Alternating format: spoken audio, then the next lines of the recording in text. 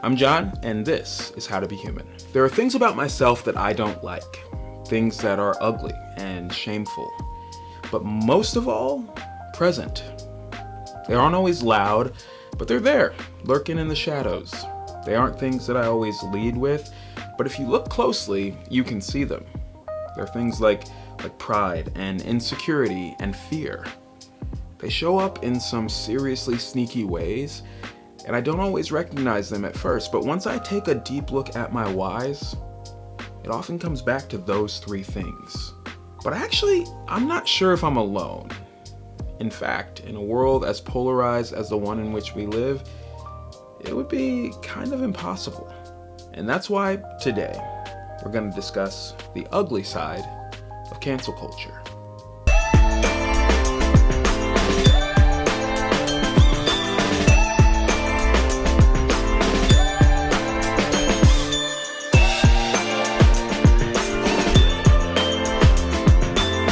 What kind of non sequitur was that?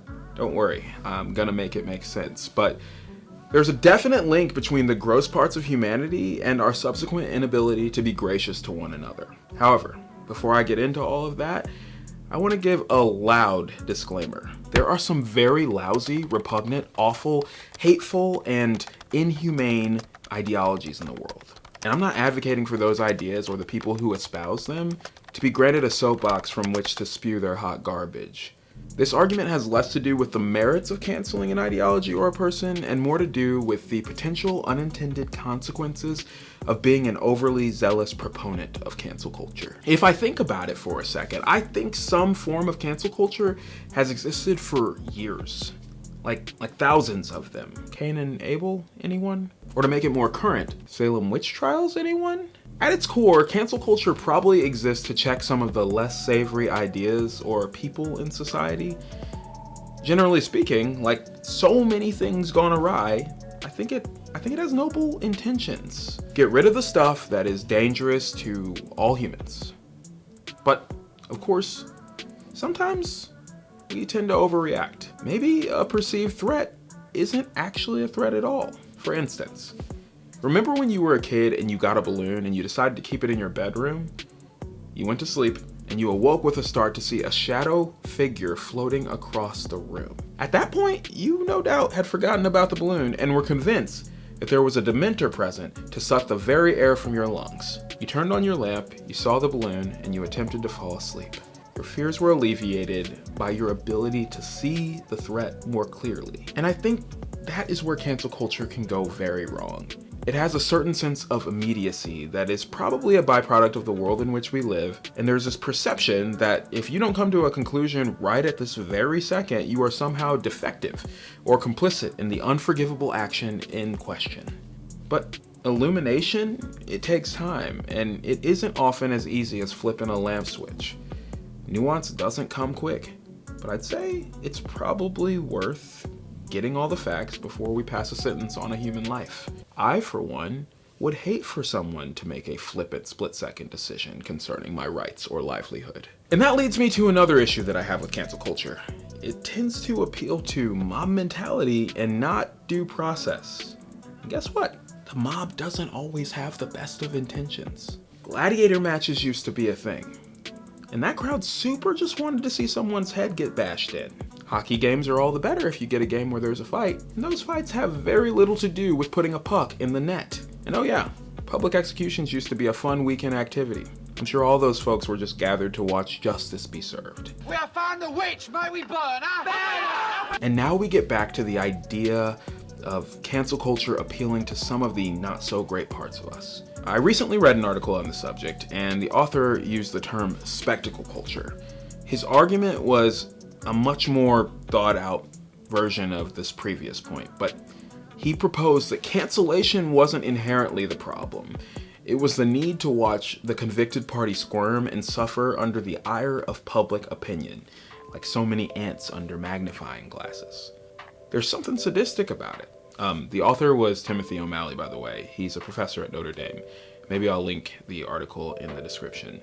It's based in religion, though, just saying. So if that's not your thing, maybe don't read it. And that brings us full circle back to the beginning of the video. the crummy sides of me, and how sometimes they lead my decision making. I'd like to think that I have enough resolve to combat them, and sometimes I do, but not always. And I think naming that is a good place to start.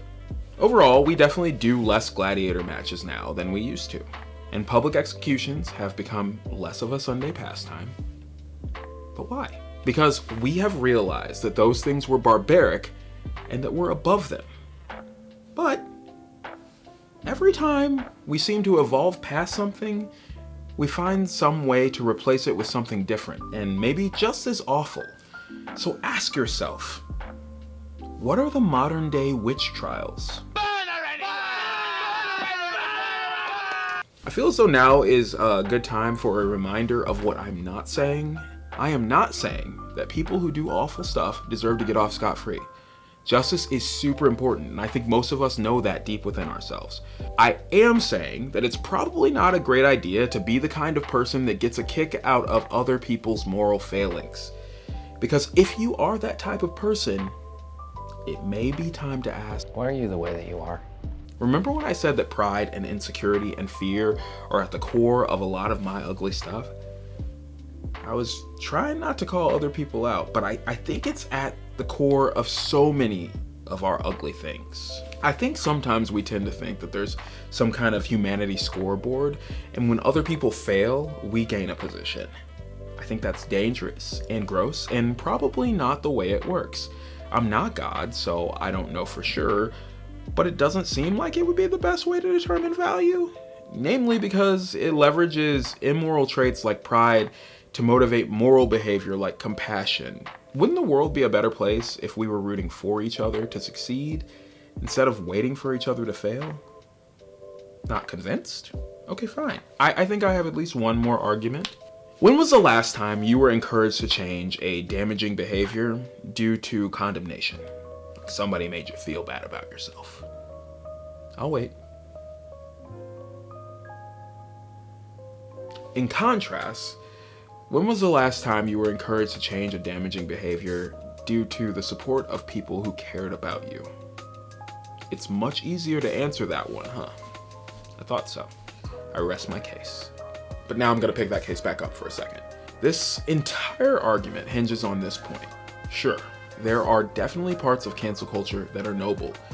It has the ability to bring about justice. Sometimes it even forces accountability that leads to deep and meaningful change. But is it possible that we're all focused on the wrong person here? 90% of the time, we're thinking about ourselves, but conveniently, when it comes to pointing the finger at the wrongdoings of others, we reorient our focus. What if we didn't do that?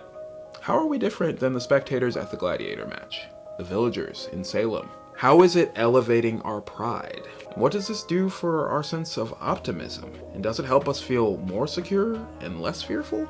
A while ago, I heard a story about this Babemba tribe in South Africa. They have a ritual that I think is truly one of the most life-giving and humane ways of practicing forgiveness. When someone trespasses against another person, that person is called into the center of a circle of their peers. And then all of those folks remind them of their goodness. And this can last for like days. When the ceremony is completed, there is a celebration of reconciliation and that person is welcomed back into the community. I think that's the type of world in which I want to live. One that strives for wholeness, one that champions the good in people, one where I can make a mistake without becoming that mistake. One where forgiveness is commonplace. And that doesn't come second nature to us, but I think being slow to pass condemnation and quick to forgive is a vital part of learning how to be human. Whew! You know how long it's been. And speaking of forgiveness, if you're a person who subscribed to this channel expecting a video like even semi-regularly, please forgive me. I am sorry. I don't get inspired all that often, but when I do, I quickly write down everything that has been inspiring me, and I try to make one of these videos. And so if you liked this video, please give it a thumbs up and subscribe if you're new. Hey, thanks. Love to hear from you. Please write a comment. And then yeah, I think that's it. Thanks for watching this video, and I'll see you in the next one. Bye.